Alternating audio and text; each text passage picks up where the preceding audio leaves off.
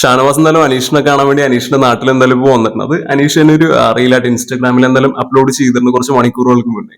അത് ശരിക്കും പറഞ്ഞാൽ ഈ ബിഗ് ബോസ് ഹൗസിൽ ഇനി വരാനിരിക്കുന്നത്, അതായത് സീസൺ 8 ആയിക്കോട്ടെ അല്ലെങ്കിൽ തുടർന്നുള്ള സീസൺസിലായിക്കോട്ടെ, ഇനി എല്ലാം മത്സരിക്കാൻ വരുന്നവരൊക്കെ ഒരു ടേക്ക് അവേ ആയിട്ട് എടുക്കേണ്ട ഒരു കാര്യമാണ് ഇതെന്ന് തന്നെയാണ് പേഴ്സണലി എനിക്ക് ഇന്നലെ തോന്നുന്നത്. കാര്യം ആ ഒരു ഹൗസിനുള്ളിൽ ഈ ഷോ ബിഗ് ബോസ് ഹൗസിൽ വെച്ച് ഒരുപാട് പ്രശ്നങ്ങൾ ഇവർക്കിടയിൽ ഉണ്ടായിരിക്കാം, പിണക്കങ്ങളോ അണക്കങ്ങളോ എല്ലാം ഉണ്ടായിരിക്കാം. പക്ഷെ ആ ഒരു ഷോ കഴിഞ്ഞതിന് ശേഷം അവിടുത്തെ പ്രശ്നങ്ങളോ അല്ലെങ്കിൽ ആ ഒരു ഈഗോയും കാര്യങ്ങളൊക്കെ വെച്ചുകൊണ്ട് നിൽക്കുക, അതെല്ലാം മറന്നിട്ട് നല്ല രീതിയിൽ മുന്നോട്ട് പോവുക എന്ന് പറയുന്നത് അത് ശരിക്കും പറഞ്ഞാൽ എല്ലാവരും ചെയ്യേണ്ട ഒരു കാര്യമാണ്. അല്ലെങ്കിൽ ആ ഒരു ഗെയിമിനെ അങ്ങനെയാണ് കാണേണ്ടത്. പക്ഷെ മറ്റു പല മത്സരാർത്ഥികളും നമുക്ക് നോക്കിയാൽ അറിയാം, അവർ പുറത്തിറങ്ങിയതിനു ശേഷം മറ്റ് പലർക്കും നേരെ ആ ഒരു എന്താ പറയാ ആ ഒരു ചെളിവാരി എറിയുന്ന രീതിയിൽ അവർക്കെതിരെ നെഗറ്റീവ് സ്പ്രെഡ് ചെയ്യുന്നതും കാര്യങ്ങളും എല്ലാം നമ്മൾ ഒരുപാട് കണ്ടിട്ടുള്ളതാണ്. അപ്പൊ ആ രീതിയിലൊക്കെ നോക്കുന്ന സമയത്ത് ശരിക്കും പറഞ്ഞാൽ ഷാനവാസിനെ ആയിക്കോട്ടെ അനീഷിനെ ആയിക്കോട്ടെ ഇവർക്കിടയിലുള്ള ഒരു ബോണ്ടിങ്ങും അത് നിലനിർത്തി കൊണ്ടുപോകാൻ വേണ്ടി ഇവരുടെ ഒരു എഫേർട്ടും കാര്യങ്ങളൊക്കെ ശരിക്കും പറഞ്ഞാൽ ഇനി വരാനിരിക്കുന്നവരും ഒരു മാതൃകയാക്കി കാണേണ്ട ഒരു കാര്യമാണ് എന്നാണ് എനിക്ക് എന്നാലും തോന്നുന്നത്. ഷാനവാസിനെ ബിഗ് ബോസ് മത്സരാർത്ഥി എന്നുള്ള ഇതിൽ നോക്കുന്ന സമയത്ത് പലപ്പോഴും എനിക്ക് അങ്ങനെ വളരെയധികം ഒരു ഇൻട്രസ്റ്റിംഗ് ആയിട്ടുള്ള ഒരു മത്സരാർത്ഥിയായിട്ടൊന്നും മനസ്സിലായി എനിക്ക് തോന്നുന്നില്ല. അത് കണക്ട് ആയിട്ടുള്ള ഒരുപാട് ആൾക്കാരുണ്ടില്ല എന്ന് പറയുന്നില്ല.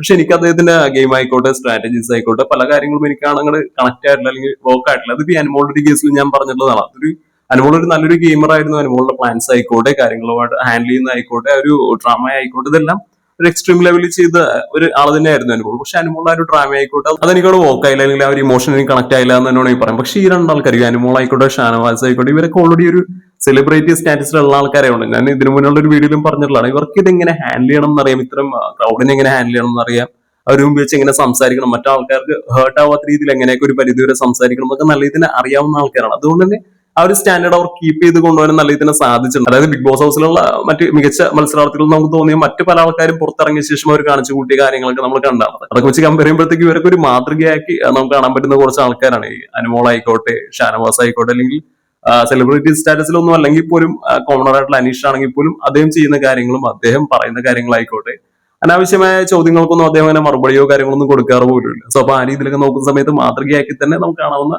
ആൾക്കാർ തന്നെയാണ് ഇവരും തന്നെയാണ് മസിലിന് എനിക്ക് എന്തായാലും തോന്നുന്നു. ഈ അനുമോളുടെ ഒരു കേസിനകത്ത് കുറച്ച് കാര്യങ്ങൾ ശ്രദ്ധിക്കാനുണ്ട്, അതില്ലെന്ന് പറയുന്നില്ല.